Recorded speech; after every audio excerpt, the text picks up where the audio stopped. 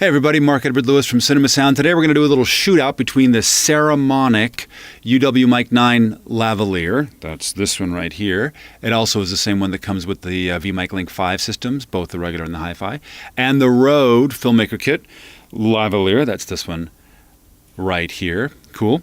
And I've got them plugged into their respective elements. So this is the Saramonic, this is the vMic Link 5 hi-fi system. This is their top-of-the-line transmission system at 5.8 gigahertz.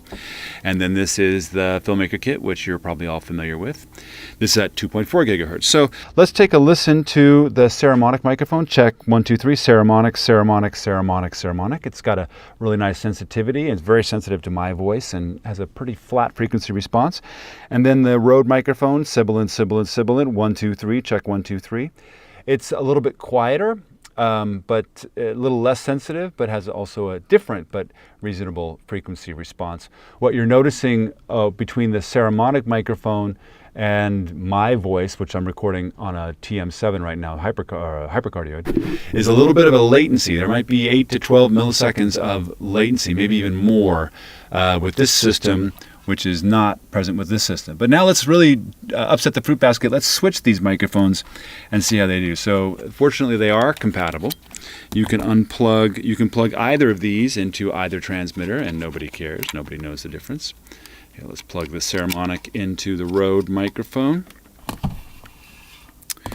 And the Røde into the Saramonic. Here we go. Awesome. That's on, there we go. Now it's this microphone, the Saramonic, into the Røde transmitter, and you can still see it's much louder than the Røde microphone in the Saramonic transmitter, which now has its own latency because of the transmitter. But it's still much less sensitive, and I don't like the frequency response as well as I get with the Saramonic microphone. But so that's kind of how it shows up. A little latency here, which might be problematic if you really need to have things perfect, but it's certainly much less than a frame, which is at 42 milliseconds. So shouldn't be that much of an issue. Easy to fix in post, especially if you know how long this is being latent.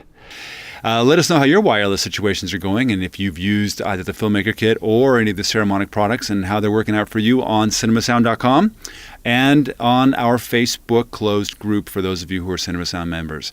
Until then, we'll see you in post and on set. Even if it's for yourself.